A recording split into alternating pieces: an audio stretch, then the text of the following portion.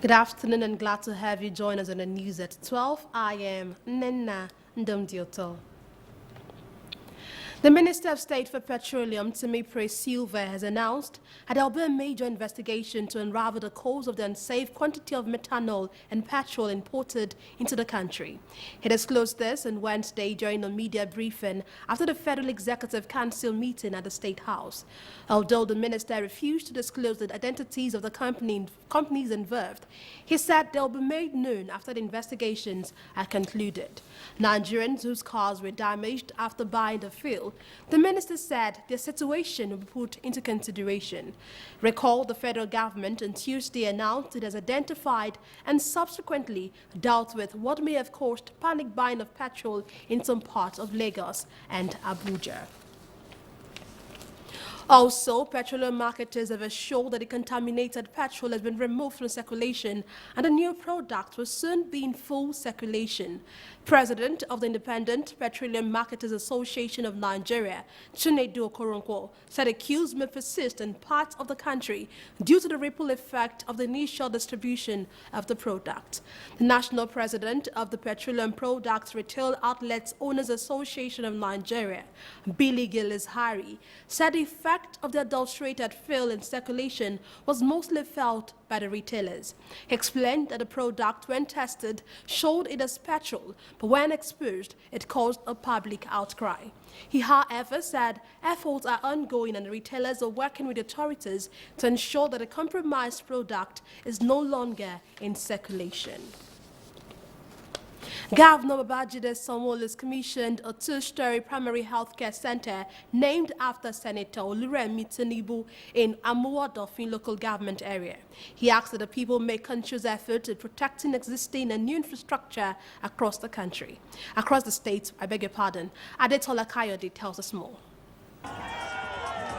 It is a working tour for Governor Babajide Sanwo-Olu to Amuwo-Odofin and Oriade local council area. And for the people, they are excited to welcome Mr. Governor for the first time.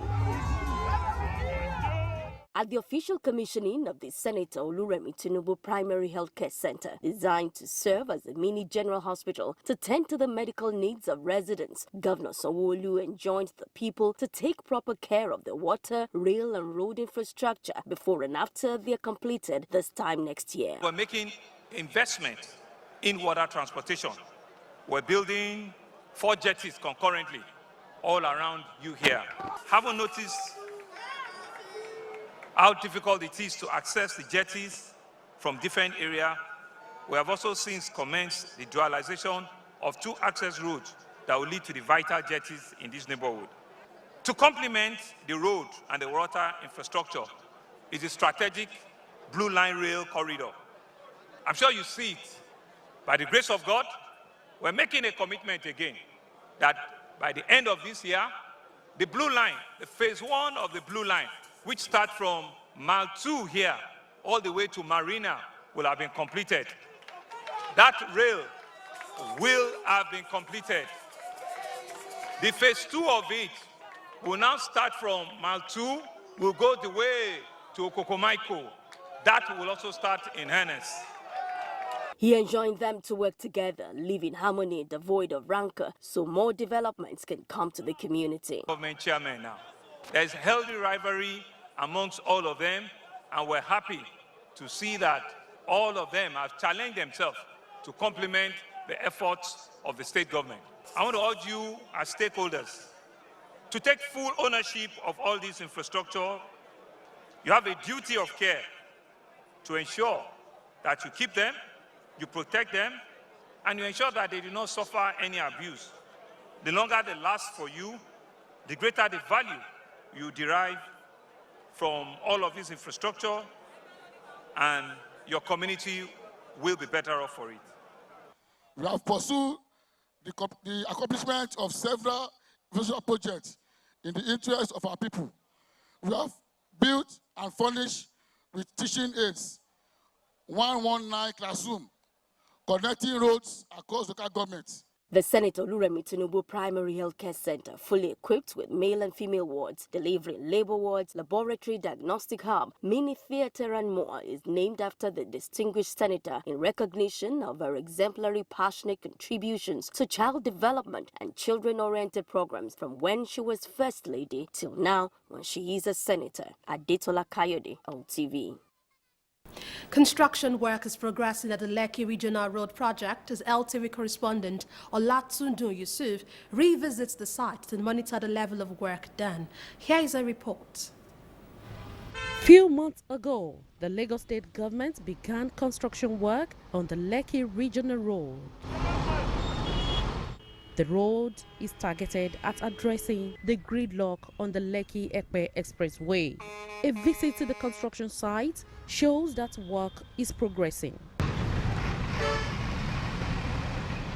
At 25% to completion, Special Advisor on Works and Infrastructure, Aramide Adeyoye, explains that the 8.75-kilometer road, comprising 500 meters bridge, 251 meters interchange, 50 meters bicycle lane, and adjoining 500 meters road, is a legacy project of the Lagos State government that will be delivered as promised. Why are we doing this road? We're doing it so that we can improve the serviceability level that you have presently on the Ekpe Expressway. People go through traffic, horrendous traffic. It's killing. So what we're trying to do is provide alternative to the present Lekki Ekpe Expressway.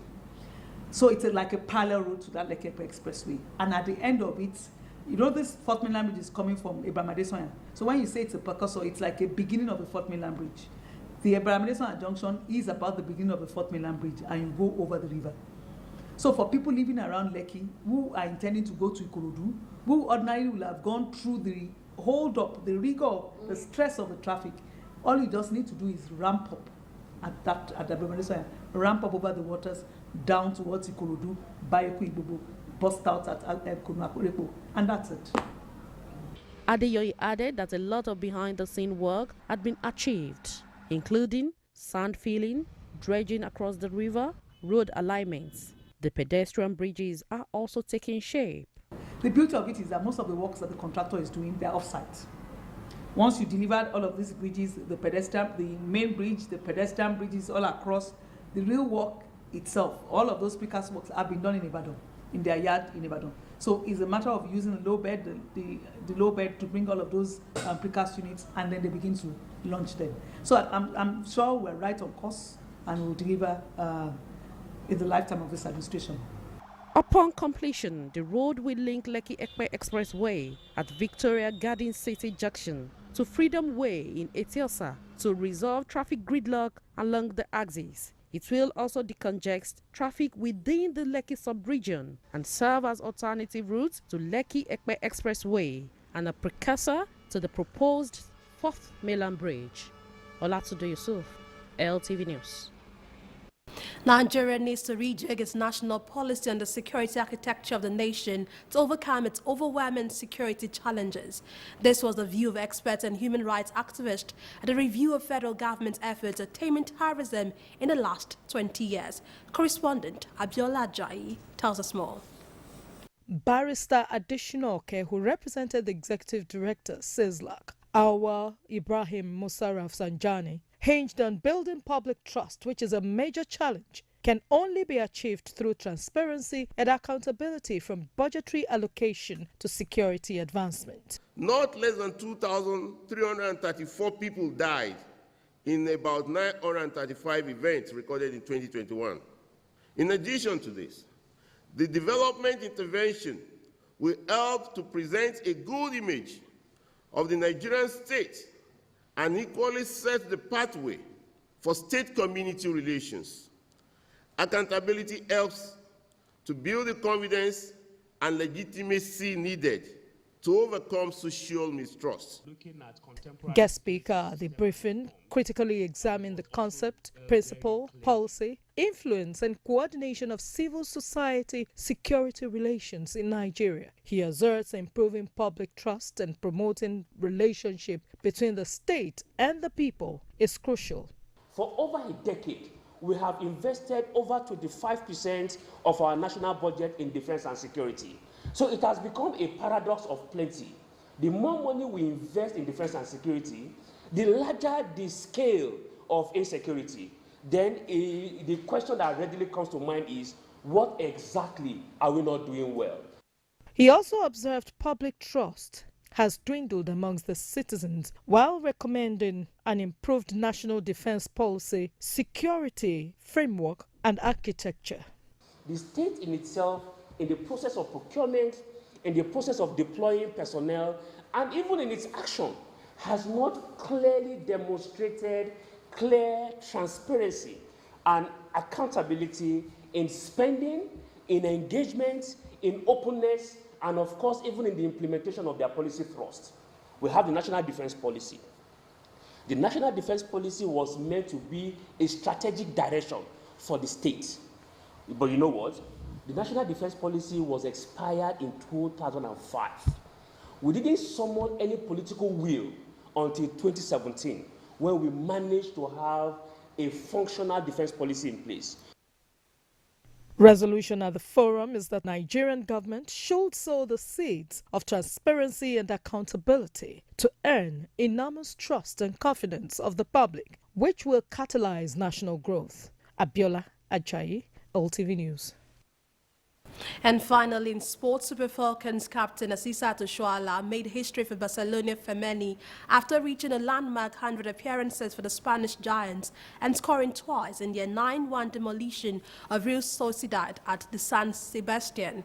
Oshoala celebrated a feat with the brace to put the Blaugrana in pole position to win the league. The Nigerian opened scoring after 8 minutes before adding the second, her 79th goal in a Barca shirt, a minute before the break.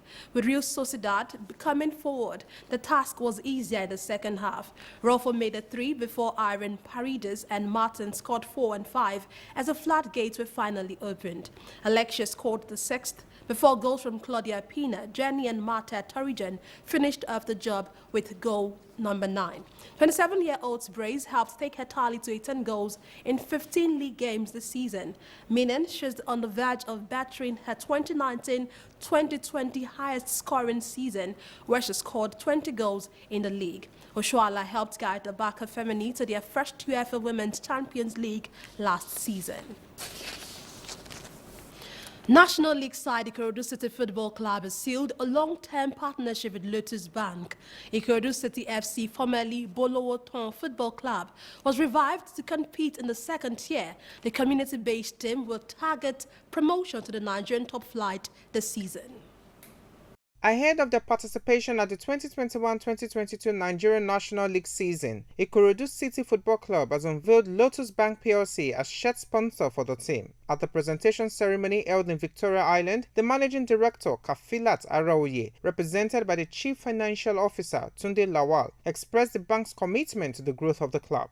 Lawal, who assured that the partnership will be for a long time, expressed optimism that with their support, Ikorodu City FC will gain promotion to the Nigerian Professional Football League within the short possible time. He stated further that football, apart from bringing people together, provides employment opportunity for the youth, while hoping that the club will attract top players and compete with top professional teams in and outside Nigeria. Sports in general is something that is very good for all of us in terms of, making families happy, also something that is very good for the health of, everybody, and also for bonding, so it's something that will support very well. Then in terms of Ikorodu, like I said, Ikorodu is very dear to us. While commending the bank for supporting the club, Executive Director Kayode Badmus said Ikorodu City FC had put in place proper structure that will ensure success on and off the pitch. We will also be bringing value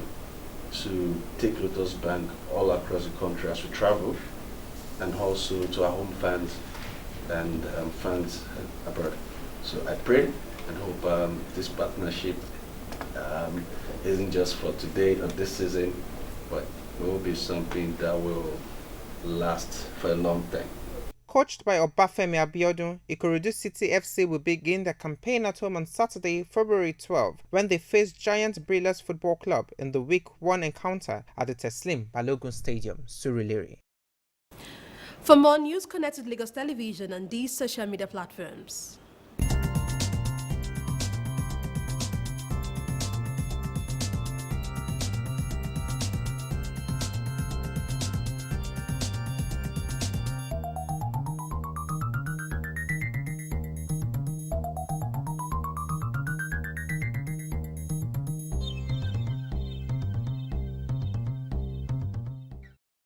Please remember to call Lagos toll-free lines on 7670112 in case of emergencies. Thank you very much for watching. I am Nnenna Ndomdioto. Good afternoon.